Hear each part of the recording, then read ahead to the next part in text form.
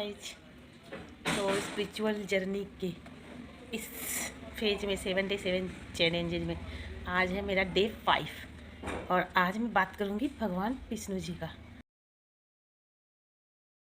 जो विष्णु जी का एक विशेष मंत्र जिसको करके आप भी कर सकते हैं अपनी मनोवांछित कामनाओं की सिद्धि।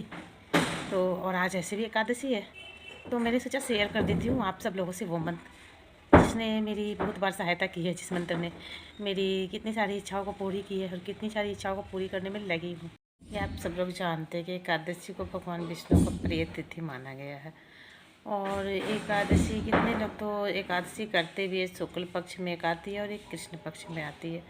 तो आज है कृष्ण पक्ष वाली एकादशी। तो आप सब लोग एकादशी करते हैं क्या? तो ये बताइएगा कभी।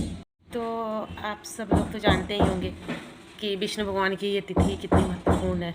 और मतलब कि विष्णु के तो कितने लोग तो लहसुन प्याज भी नहीं खाते, नॉनवेज तो छोड़ो, और चावल भी नहीं खाया जाता, विशेषकर चावल नहीं खाया जाता आज एकादशी तिथि। बार दिल टूट जाता है, विश्वास डगमगाने भी लगता है कभी कोई कामना नहीं पूरी होने से, और ईश्वर में भी श्रद्धा विश्वास खत्म होने लगती है। फिर अगर कोई भी ना रहे आसरा तो फिर ईश्वर का ही आसरा करना एक सबसे सही लगता है। क्योंकि आजकल के तो जैसे रिश्ते हैं तो आप सब लोग भी वाकिफ़ होंगे, कभी अगर आपके भी जीवन में ऐसा समय आया होगा तो खुशकिस्मत होंगे, तो ऐसा समय नहीं आया होगा। पर अगर आप लोग भी रिश्ते से, लोगों से, आजकल की दुनिया से परिचित होंगे, अपने पड़ोसियों से, कि कितने मतलबी और स्वार्थी हो गए हैं रिश्ते, सिर्फ खुद के लिए जीने वाले। फिर एक ही आसरा बचता है ईश्वर का, जिसको भले ना देखा हो पर बहुत समय हम सब लोगों ने महसूस भी किया होता है। और मुझे लगता है कि हर किसी के लाइफ में एक बार ऐसा समय ज़रूर आता है जब सबको लगता है कि ईश्वर के सिवा उसका कोई नहीं है। ज़रूर ऐसा आता तो है, कभी कभी ऐसा समय लगता है कि कभी कभी ऐसा बिखरता है, सबके लगता है कि नहीं अब सिर्फ ईश्वर का सहारा है।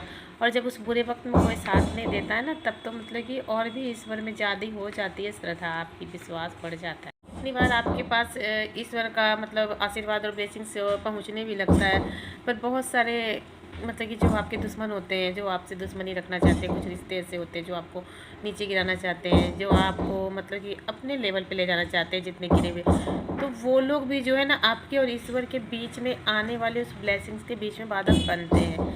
कितने सारे लोग जो है ना गलत गलत शक्तियों का प्रयोग करके और अपने मतलब कि शैतानी शक्तियों का प्रयोग करके बाधित जरूर करने का कार्य करते हैं, जिससे कि इसका विश्वास डगमगाने लगे, नेगेटिव एनर्जी सब इतनी भेजते हैं, या फिर नेगेटिव एनर्जी का इतना आपकी लाइफ में प्रवाह करवा देते हैं कि जैसे आपके पास पॉजिटिविटी आने में ना कभी कभी देर भी लगती है। पर भगवान में विश्वास और श्रद्धा तो लगता है सबसे बड़ा सहारा होता है, बड़ा सुकून होता है, सबसे बड़ा सुकून। तो ये हमें नहीं छोड़नी चाहिए। और कभी कभी मनचाहा नहीं भी मिल रहा है तो कभी कभी मुझे तो ऐसा लगता है, क्योंकि मैं तो बचपन से ईश्वर भक्त हूँ, तो मेरी कितनी बार मेरी नहीं भी होती है इच्छा पूरी, ऐसी नहीं कि सारी इच्छाएं पूरी हो गई, तो भी मैं कभी कभी कुछ देर के लिए मेरा विश्वास डगमगा जाता है। पर फिर लेके भगवान के बिना मुझे लगता है कि मुझे तो नहीं, मैं नहीं रह सकती भगवान की पूजा किए बिना। अब दे या ना दे भगवान पे मर्जी है।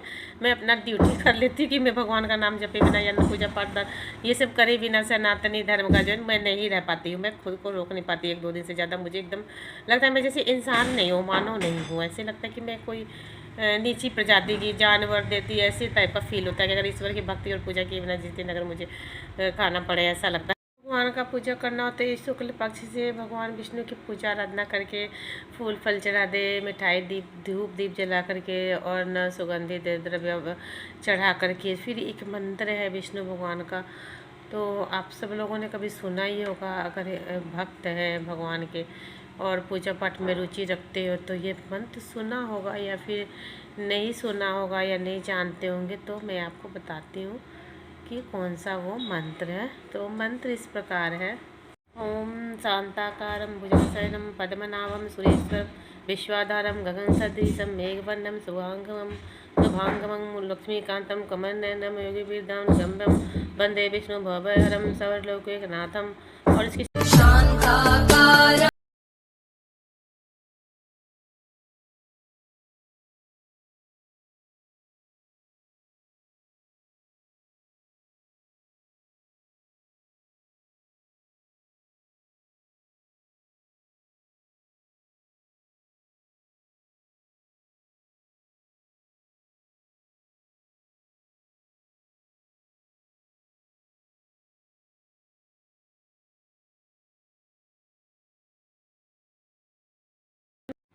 लक्ष्मी जी का भी साथ में मंत्र है, महालक्ष्मी नमस्तुभ्यम नमस्तुभ्यम सुरेश्वरीम हरिप्रिय नमस्तुभ्यम नमस्तुभ्यम दयानि।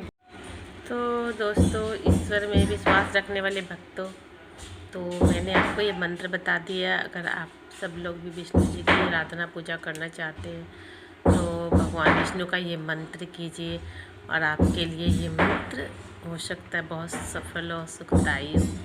ईश्वर आपकी सबकी हम सबकी कामनाओं को पूर्ण करे। और इसी के साथ मैं ये आज का ये स्पिरिचुअल जर्नी वाला 7 Day 7 चैलेंजेस का समापन करती हूँ। और फिर देखते रहिए। आप मेरे चैनल को सब्सक्राइब कीजिए, लाइक कीजिए, कमेंट कीजिए, शेयर कीजिए अगर पसंद आ रहा हो तो। Thank you for watching.